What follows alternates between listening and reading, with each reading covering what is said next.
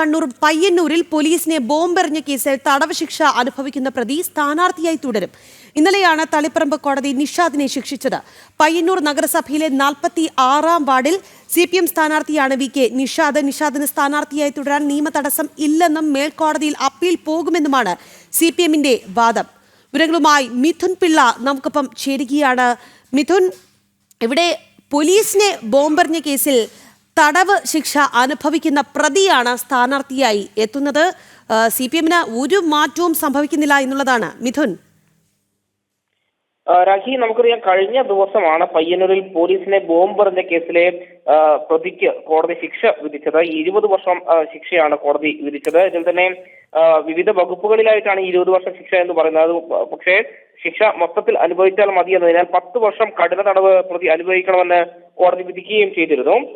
ഈ ഒരു പശ്ചാത്തലത്തിലാണ് സ്വാഭാവികമായ സ്ഥാനാർത്ഥിയായ ഒരാൾ ഇതിൽ സ്ഥാനാർത്ഥിയായി മത്സരിക്കാൻ തയ്യാറെടുക്കുന്ന ആൾ അത് റദ്ദാവുന്ന ഒരു സാഹചര്യമാണ് ഉണ്ടാവേണ്ടത്. പക്ഷേ ഇവിടെ ആ സ്ഥാനാർത്ഥിത്വത്തിൽ നിന്ന് പിന്മാറുന്നില്ല എന്നാണ് CPM നേതൃത്വം വ്യക്തമാക്കുന്നത്. ഇതിലെടുത്തു പറയേണ്ടത് പയ്യന്നൂർ നഗരസഭയിലെ 46-ാം വാർഡിലെ CPM സ്ഥാനാർത്ഥിയാണ് ഇന്നലെ ശിക്ഷ വിധിക്കപ്പെട്ട VK നിഷാദ്. മാത്രമല്ല, ഇയാൾ ഈ ശിക്ഷ വരുന്നതിന് മുമ്പ്, അതായത് കോടതി ഇത് പരിഗണിക്കുന്നതിന് മുൻപേയാണ് സ്ഥാനാർത്ഥിയായി പത്രിക നൽകിയത്.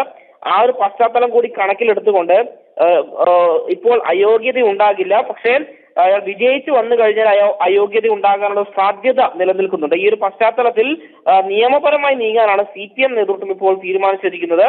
ഇതിന്റെ ഭാഗമായി നിഷാദിനെ സ്ഥാനാർത്ഥിയായി തുടരാൻ നിയമ തടസ്സമില്ല എന്നാണ് CPM കാണുന്നത്. ഇതിന്റെ ഭാഗമായി മേൽക്കോടതിയെ സമീപിക്കാനും CPM നേതൃത്വം തീരുമാനിച്ചിട്ടുണ്ട്. ഏതായാലും ഇത്തരത്തിൽ കൊലപാതക കേസുകളിൽ ഉൾപ്പെടെ പ്രതിയായ, അല്ലെങ്കിൽ പോലീസിനെ ഉൾപ്പെടെ ബോംബെറിഞ്ഞ കേസിലെ പ്രതിയായ ഒരാളെ ആണോ ഇത്തരത്തിൽ ജനപ്രതിനിധിയായി മത്സരിപ്പിക്കാൻ തയ്യാറെടുക്കുന്നൊരു ചോദ്യം തന്നെയാണ് ഉയർന്നുകൊണ്ടിരിക്കുന്നത്. രാഖി, ശരി മിഥുൻ, എന്തായാലും കണ്ണൂർ പയ്യന്നൂരിലാണ് പ്രതി തന്നെ സ്ഥാനാർത്ഥി ആകുന്നത്. എന്തായാലും CPM ആർക്കും ദഹിക്കാത്ത ന്യായീകരണമൊക്കെ നിരത്തുന്നുണ്ട്. ഇതിൽ യാതൊരു പ്രശ്നവുമില്ല എന്നാണ് CPMന്റെ വാദം എന്നുള്ളതാണ്. VK നിഷാദാണ് സ്ഥാനാർത്ഥിയാകുന്നത്. നിഷാദിന് സ്ഥാനാർത്ഥിയായി തുടരാൻ നിയമ തടസ്സങ്ങൾ ഇല്ല, മേൽക്കോടതിയിൽ അപ്പീൽ പോകുമെന്നുമാണ് CPMന്റെ വാദം. മിഥുൻ പിള്ളയാണ് വാർത്തയുടെ വിശദാംശങ്ങൾ നൽകിയത്.